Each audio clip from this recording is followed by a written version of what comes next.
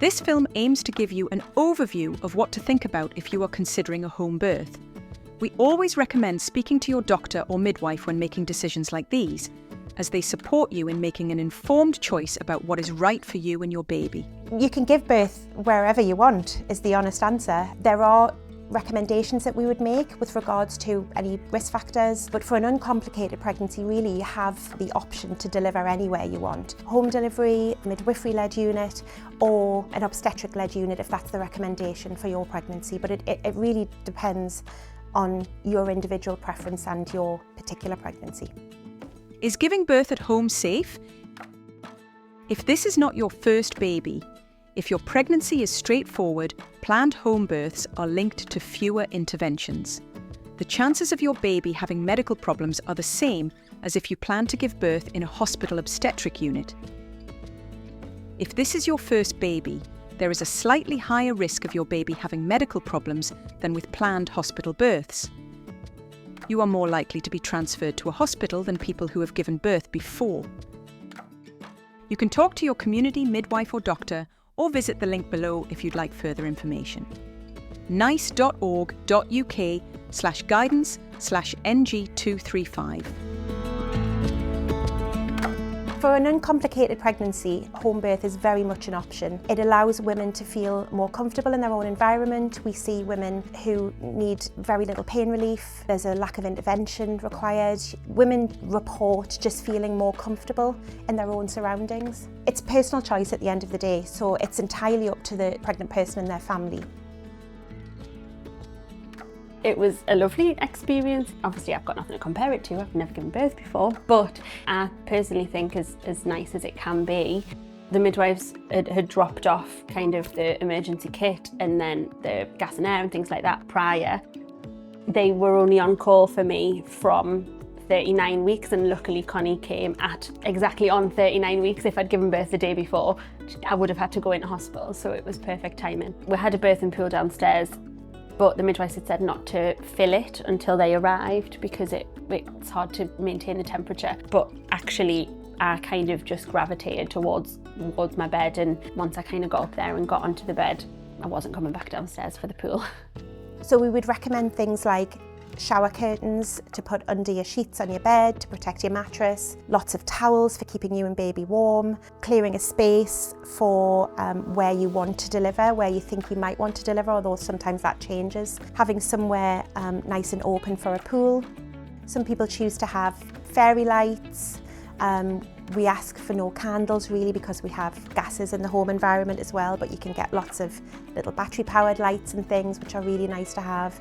And just really anything that makes you feel comfortable and relaxed and warm and snuggly in your own home. So I had paracetamol, unsure if that did much, but I then did get some gas and air and that really helped me.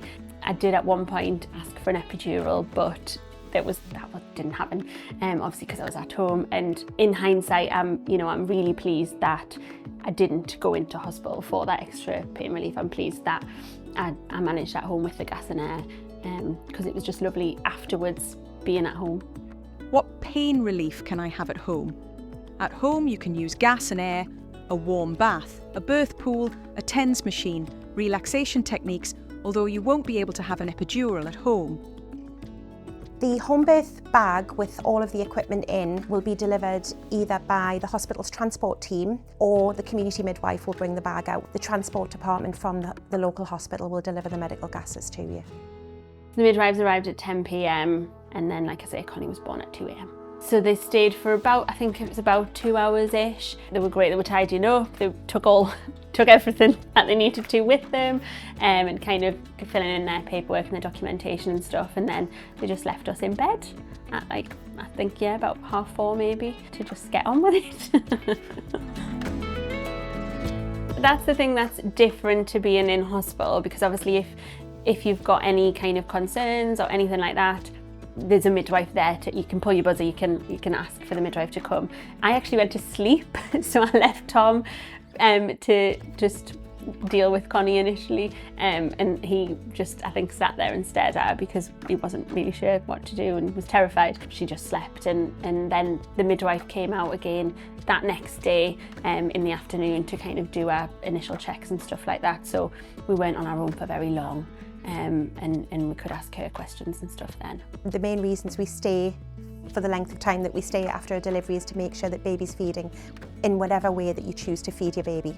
So if you decide to breastfeed your baby, then we will stay and make sure that baby is attaching well and that you're comfortable with the latch until you see your community midwife at the next day. If you're wanting to feed baby with formula, then we would show you how to make up feeds, how to clean and sterilise bottles, and make sure that you're well stocked before you see another midwife. What are the pros and cons of a home birth? Being in your own home may help you feel more relaxed. It may help you cope better with labour. You may also be looked after by a midwife you have got to know during your pregnancy. However, if you or your baby need to see a doctor, your midwife will call an ambulance and you will be transferred to a hospital obstetric unit. Statistically, home birth is incredibly safe. Women tend to deliver much quicker and much easier and with less intervention at home. I guess with any kind of delivery there are risks involved. We are very well trained and drilled on identifying issues long before they occur. If we find that something's changing, generally we get a bit of notice for that, and we have 2 midwives there, so we always have fresh eyes looking on a situation. We have a huge amount of equipment in the home birth bag to deal with specific obstetric emergencies. If something changes, for instance, a woman decides that she would like an epidural or she would like some additional pain relief, then we would transfer the woman into the local maternity unit. A midwife would go with you, your partner would come, or whoever is your birthing support person. I suppose the main risk with a home birth is that transfer period from the home to the hospital environment. For people who potentially live in a more rural location, then certainly the transfer time needs to be a factor, but your community midwife will be thinking about that and thinking of ways that we can mitigate that risk. We would always ask you to book your delivery potentially with the local hospital if you're having a home birth. It just makes it easier in terms of transferring from a home birth to the nearest unit if there was an issue or an emergency, or if the risk factors changed. Can I stay at home the whole time? If there are no complications, you should be able to stay at home for the whole of your labour and birth. If you need to go to hospital, you will be transferred to the obstetric unit closest to your home. So if you are choosing where to have your baby, you should think about how long a transfer to hospital would take. I'd say do it.